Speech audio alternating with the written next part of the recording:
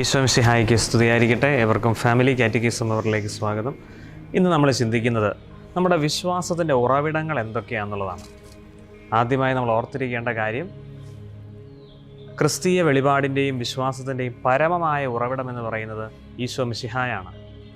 പൂർണ്ണ മനുഷ്യനും പൂർണ്ണ ദൈവവുമായി ഭൂമിയിൽ വന്ന് പിറന്ന് മരിച്ച് ഉത്ഥാനം ചെയ്ത് ഇന്നും ജീവിക്കുന്ന മിശിഹായാണ് ക്രിസ്തീയ വിശ്വാസത്തിൻ്റെ ഏറ്റവും പരമമായ ഉറവിടം. എന്നാൽ ഈശോയോട് ചേർത്ത് 3 ഉറവിടങ്ങൾ കൂടെ ക്രിസ്തീയ വിശ്വാസത്തിന് അല്ലെങ്കിൽ ദൈവശാസ്ത്രത്തിനുണ്ട്. ഒന്നാമത്തേത് വിശുദ്ധ ലിഖിതമാണ്, അഥവാ സീക്രട്ട് സ്ക്രിപ്ചർ.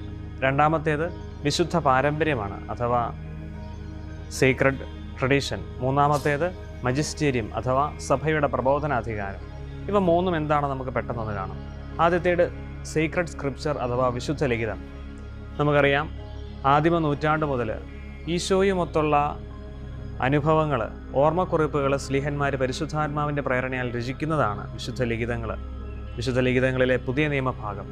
അതുപോലെ തന്നെ സഭ വിശുദ്ധമായിട്ട് കരുതുന്ന പുസ്തകങ്ങളെല്ലാം കൂടെ കൂടിച്ചേർത്താണ് വിശുദ്ധ ലിഖിതങ്ങൾ രൂപപ്പെട്ടിട്ടുള്ളത്. ഈശോയുടെ വെളിപാടിൻ്റെ പൂർണ്ണതയുടെ ആകത്തുക വിശുദ്ധ ഗ്രന്ഥത്തിലൂടെ നമുക്ക് മനസ്സിലാക്കാൻ പറ്റും. രണ്ടാമത്തേത് സീക്രട്ട് ട്രഡീഷൻ അഥവാ വിശുദ്ധ പാരമ്പര്യങ്ങളാണ്.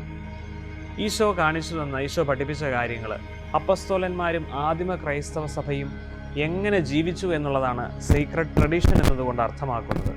നമുക്കറിയാം, ഈ പാരമ്പര്യം ജീവിച്ചു തുടങ്ങിയ ഈശോയുടെ പഠിപ്പിക്കലുകളും അതുപോലെ ഈശോയുടെ ജീവിതവുമൊക്കെ അനുകരിച്ച് ജീവിച്ചു തുടങ്ങിയ അപ്പസ്തോലിക സമൂഹങ്ങളിലാണ് വിശുദ്ധ ഗ്രന്ഥം രചിക്കപ്പെട്ടത് എന്നുള്ളതും നമുക്ക് മറക്കാതിരിക്കാം. മൂന്നാമത്തേത് മജിസ്റ്റേരിയം അഥവാ സഭയുടെ പ്രബോധന അധികാരം എന്നുള്ളതാണ്.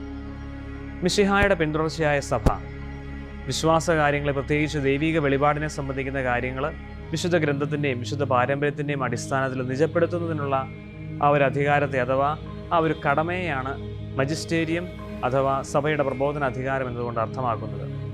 എപ്പോഴും നമുക്ക് ഓർത്തിരിക്കാം, നമ്മുടെ വിശ്വാസത്തെ സംബന്ധിക്കുന്ന ഏതൊരു കാര്യത്തെക്കുറിച്ച് നമ്മൾ ചിന്തിക്കുമ്പോഴും അല്ലെങ്കിൽ മനസ്സിലാക്കുമ്പോഴും വിശുദ്ധ ഗ്രന്ഥം എന്ത് പറയുന്നു, വിശുദ്ധ പാരമ്പര്യം എന്ത് പറയുന്നു, സഭയുടെ പ്രബോധനാധികാരം എന്ത് പറയുന്നു.